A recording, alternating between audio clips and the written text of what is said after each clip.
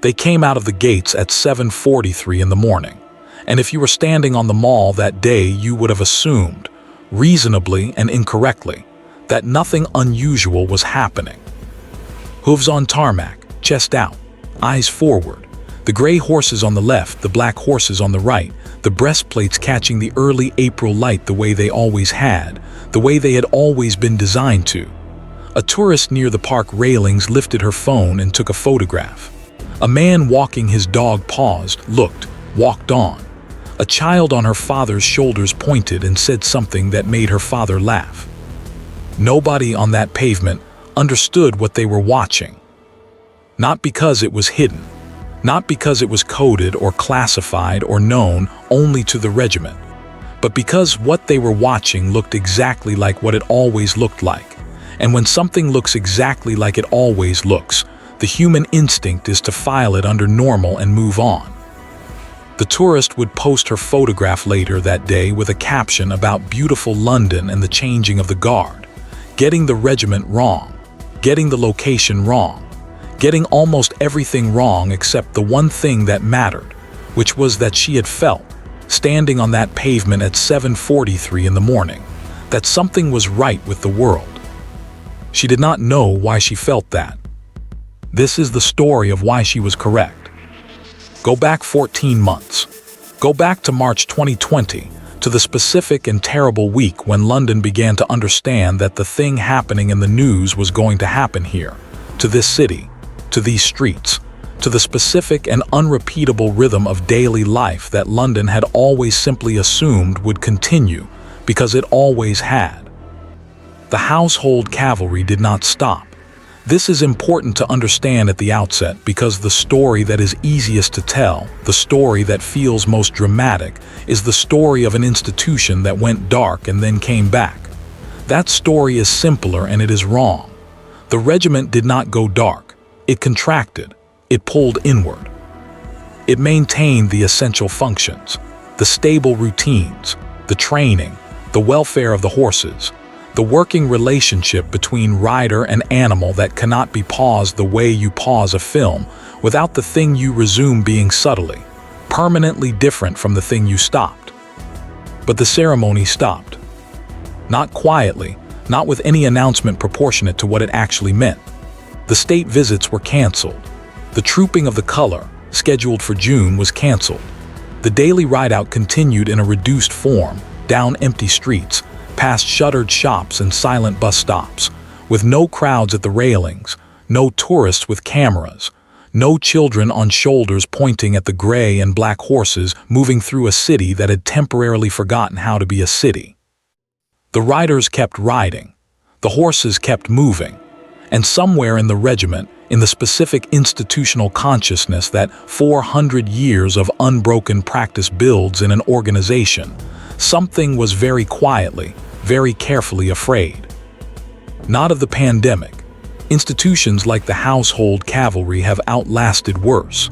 They have outlasted 2 world wars, the dissolution of empire, the transformation of cavalry from military arm to ceremonial function. A virus, however catastrophic its human cost, was not an existential threat to the regiment itself. What the regiment feared, in the specific understated way that institutions fear things, was the gap. Because gaps do the damage that obvious catastrophes do not. A battle tests a regiment and the regiment either holds or it breaks, and either way it knows what it is made of. A silence is different. A silence is 18 months of drilling for ceremonies that keep getting postponed, of training horses to stand in crowds that are not there, of maintaining a precision that has no occasion to prove itself. A silence asks a question that a battle never asks, and the question is this: when we start again, will it still be there? Will the muscle memory be clean? Will the horse that trained in empty streets hold its position when 10,000 people press against the railings? Will the timing that was rehearsed in a half-empty barracks yard translate to horse guards parade with the cameras rolling and the principals present, and the whole weight of institutional history pressing down on every movement, every position, every beat of every hoof on ground that has been doing this since 1660? Nobody in the regiment asked this question out loud. This is also important to understand. The culture of the household cavalry is not a culture of expressed anxiety. It is a culture of preparation, of maintenance, of the quiet professional confidence that comes from doing the same thing to the same standard every single day regardless of whether anyone is watching. You do not ask whether the muscle memory will be there. You maintain the conditions that keep it there. You ride. You drill. You call the horses by their names in the morning, and you put them through their paces in the afternoon. And you do this on the days when it feels purposeful. And you do this on the days when the empty streets outside the barracks make it feel like rehearsing for a play that may never open. You do this because this is what you do. And you do not talk about the gap. Here is what most people do not know about ceremonial military precision. And it is the thing that changes how you see every photograph you have ever taken of the household cavalry, every video clip you have scrolled past, every morning ride-out you have watched from the pavement and filed under pageantry. It is not pageantry. Or rather, it is pageantry in the way that a bridge is architecture. The visual experience is real. The aesthetic achievement is genuine. But the bridge is not there to be looked at. The bridge is there to hold weight, to span distance, to perform a structural function that would be required whether or not anyone found it beautiful. The beauty is a consequence of the engineering, not the purpose of it. The household cavalry's ceremonial precision works the same way.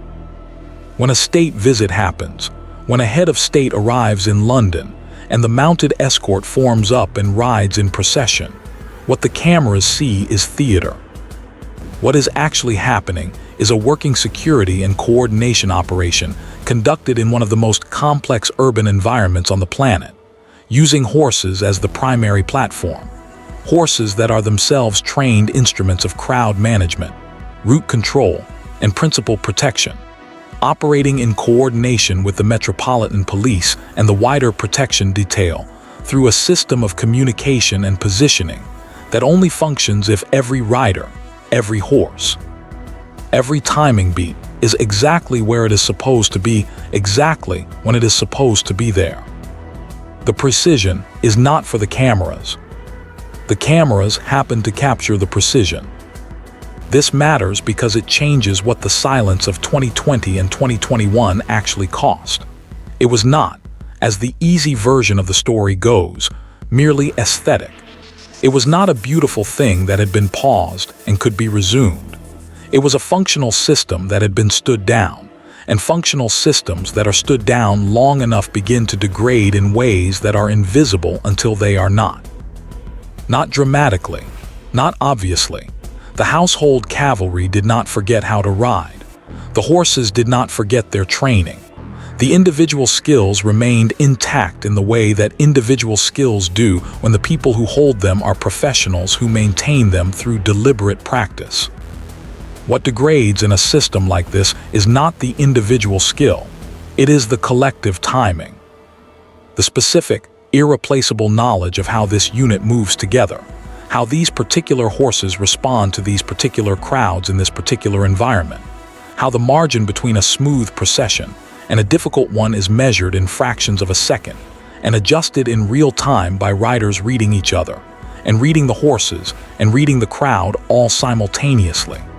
This knowledge lives in the repetition. It lives in the doing of the thing in the conditions that the thing is done in. You cannot fully rehearse it in an empty street. You can maintain the components. You cannot maintain the integration without the actual event. The regiment knew this. It did not say it, it kept training. There is a gray horse named Ptolemy. He arrived at Hyde Park Barracks in the autumn of 2019, a large Irish sport horse with the particular combination of physical presence and nervous system stability that the regiment selects for above everything else. He passed his temperament assessments. He was gray, which meant he was a lifeguard's horse, which meant he was carrying a color tradition that had been unbroken since Charles II came home in 1660. He went into the training pipeline in early 2020, just as London was beginning to understand what was coming. Ptolemy's first 18 months of training happened almost entirely without crowds. The riding staff did what they could. They used recordings of crowd noise played through speakers at the barracks. They staged simulated procession conditions with whatever personnel were available. They maintained the desensitization work, the patient's systematic exposure to the sounds and pressures and spatial conditions that a horse needs to process as ordinary before it can be trusted in public duties. But you cannot fully simulate 10,000 people. You cannot replicate in an empty barracks yard the specific pressure of a crowd that has been waiting for hours, that is pressing against the railings, that contains within it the particular unpredictable human chaos of children and cameras and dropped objects in sudden movement. Ptolemy had never been in that environment.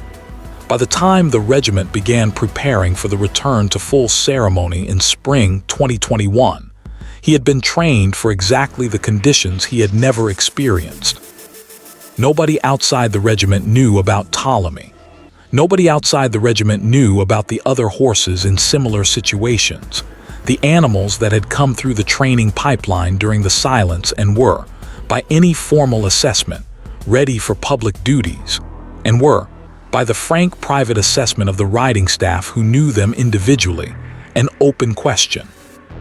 Not a crisis, not a cause for alarm, an open question of the kind that can only be answered by doing the thing and finding out.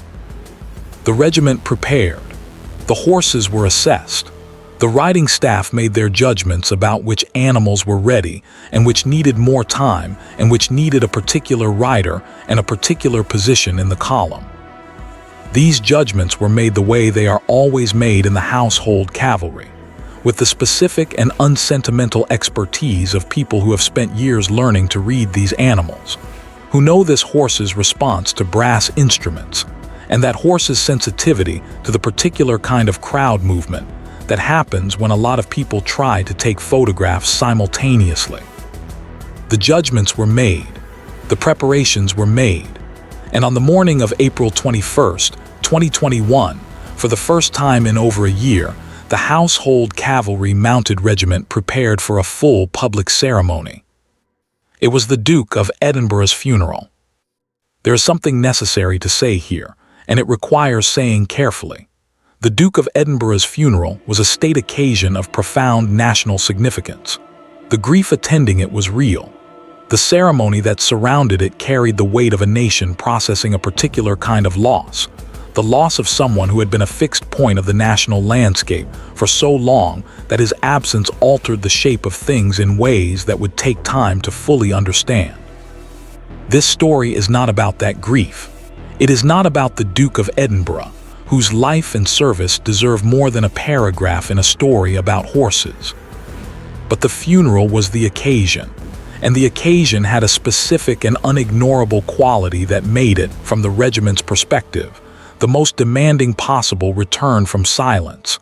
Not because of the scale, though the scale was significant. Not because of the cameras, though the cameras numbered in the thousands, but because of the stillness. The funeral of a senior royal is one of the very few public occasions in Britain where the crowd is quiet. Not the controlled quiet of a museum or a library. The chosen, deliberate quiet of people who have come to witness something and have decided, collectively and without instruction, that the right response is silence. For the horses, silence from a large crowd is in some ways harder than noise. Noise is consistent. Silence from a crowd of several thousand people has a quality, a specific weight, a pressure that communicates itself to the horses in ways that are different from the ordinary crowd noise they are trained for. It is the difference between a steady wind and a held breath. And the horses had not been in any crowd for 14 months. The riders knew this. The riding staff knew this.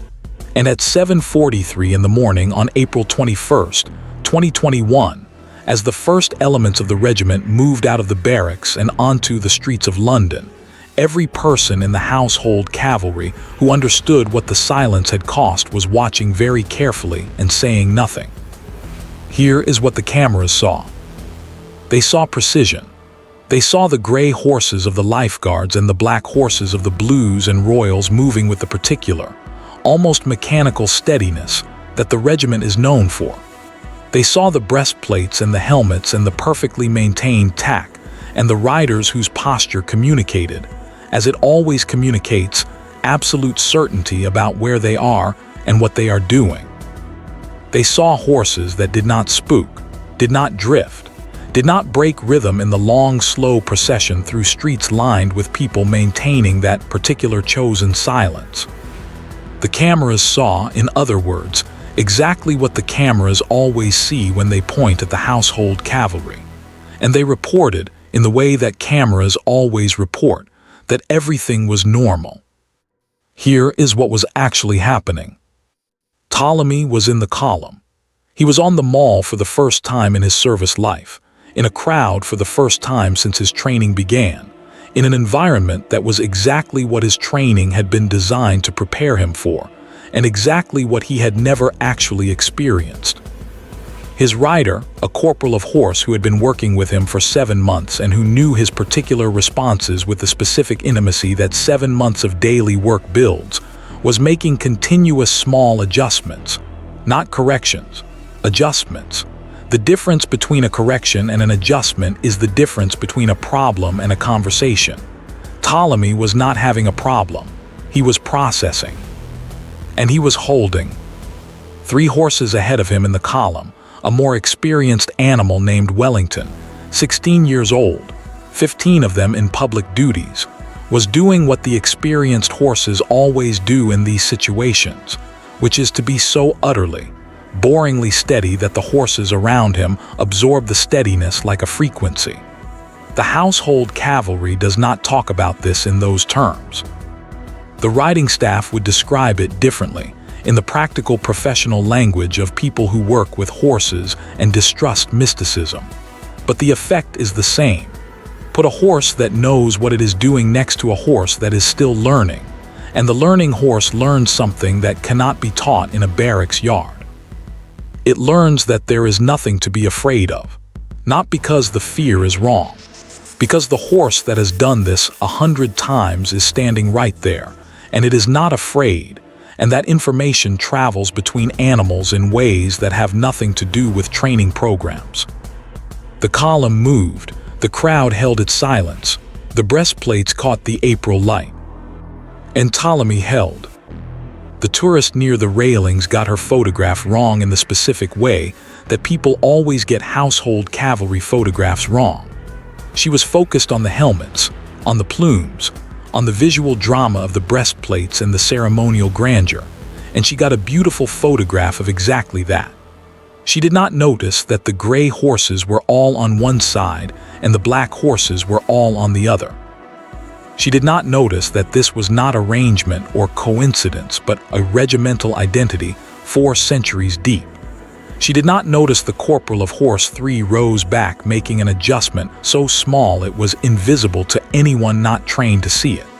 She did not notice that the horse in front of that rider was on the mall for the first time in its life. She took her photograph.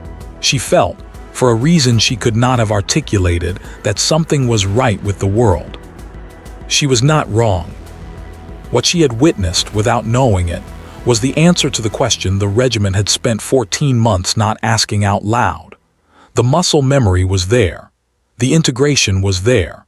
The collective timing, the thing that cannot be maintained in an empty street, that lives only in the repetition of the actual event in the actual conditions, was there. Not because nothing had been lost.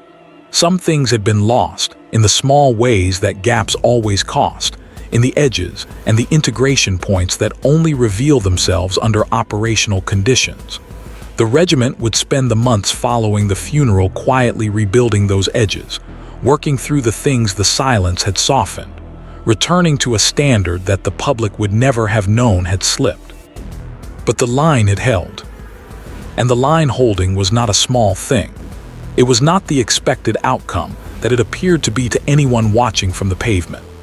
It was the result of 14 months of riding in empty streets and training horses that had nowhere to go and calling animals by their names every morning and maintaining against the specific and patient erosion of silence, the conditions that kept the muscle memory alive. The ceremony looked exactly like it always looked, because an enormous amount of invisible work had been done to ensure that it would. There is a question worth asking here, and it is not the historical question or the military question. It is the human one. Why does it matter that it looked the same? The Duke of Edinburgh was being honored. The nation was grieving. The ceremony had a purpose that had nothing to do with the institutional continuity of the household cavalry. In the context of that day, the question of whether a particular gray horse was experiencing his first public duties or his 100th was not a question anyone was asking. The question of whether the regiment's collective timing had survived the pandemic silence was not on any running order, not in any briefing document, not in the minds of any of the millions of people watching at home. And yet, there is something that happens when you watch the household cavalry that does not happen when you watch a recording of the household cavalry from before the pandemic. The something is not visual. It is not in the image itself. It is in the knowledge, once you have it, of what the image cost. The precision that looks inevitable is not inevitable. It is chosen daily, by people who ride in empty streets when there is no ceremony to justify the riding. It is maintained by stable staff who call horses by their names even when there is no public occasion to perform that care for. It is carried by animals that trained for crowds they had never seen, and held anyway because the riders who had never stopped riding were there beside them. The ceremony is the visible surface of all of that invisible work, and the invisible work is what the ceremony actually is. This is what the tourist photographed without knowing it. This is what the child pointed at from her father's shoulders. This is what the man walking his dog registered in the half-second glance he gave the column before moving on, the thing his nervous system filed under right before his conscious mind filed it under normal. It was not normal. It had never been normal in the sense of easy or automatic or simply what happens when you let things run. It was normal in the harder, truer sense. The sense that means, this is what we do. This is what we have always done. This is what we will do tomorrow and the day after and in the specific difficult conditions of whatever comes next. Not because it is easy, but because it is what we are. There is a moment in the training of a household cavalry horse that the riding staff describe in different ways, but always with the same underlying meaning. It is the moment when the horse stops managing the environment and starts inhabiting it, not tolerating the crowd, not enduring the noise, inhabiting it, the way a person who has lived on a busy street long enough stops hearing the traffic. The environment becomes the condition of ordinary life rather than a threat to be processed. This moment does not arrive on a schedule. It arrives when it arrives, differently for every horse, and the riding staff know it when they see it, not because of any single dramatic signal, but because of the quality of the horse's attention. The animal that is managing an environment is always faintly elsewhere. The animal that is inhabiting it is simply present. Ptolemy arrived at that moment somewhere in the middle of the procession. His rider felt it in the change of the contact, the almost imperceptible settling of the horse's weight that communicates, in the specific language of a working partnership built over months, that the conversation had shifted register, not from difficult to easy, from learning to knowing. The corporal of horse made no response visible to anyone watching, a slight release of pressure, a stillness. Ptolemy moved with the column. The gray and black horses kept their formation. The April light kept catching the breastplates. And on the pavement, the tourist who had photographed the wrong thing for the right reasons posted her picture later that day and wrote that London had felt like itself again. She did not know she was right about something much larger than she meant. Here is what you now know that you did not know when you started reading. You know that the first full ceremony of the household cavalry after the pandemic silence was not a resumption. It was a A proof that 14 months of riding in empty streets and training horses in crowds that did not exist and maintaining the conditions of precision against the patient erosion of no occasion to use it had worked. That the muscle memory was still there. That the line had held. You know that the gray and black horses on the mall that morning were not interchangeable animals in a ceremonial fleet. They were individuals with names and histories and specific relationships with specific riders, some of them on the mall for the first time in their service lives, all of them carrying a color tradition so old it predates almost every institution you can name in British public life.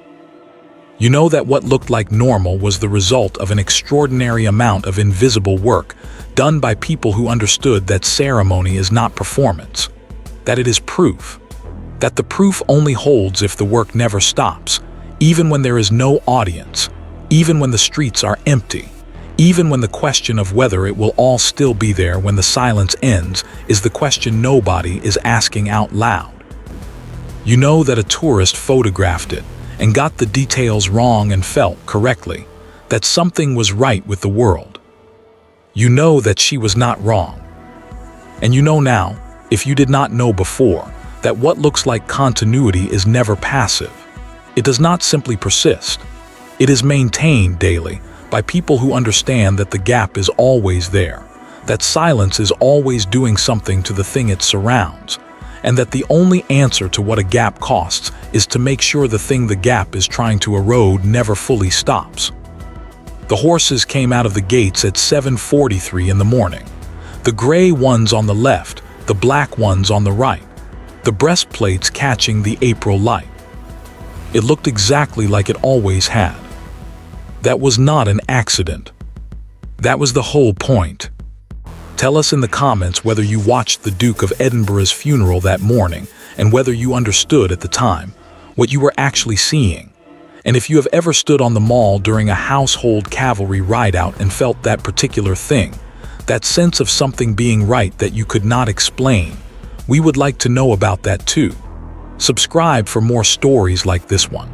The ones that look like ceremony on the outside. The ones that turn out to be something much harder and much more human all the way down.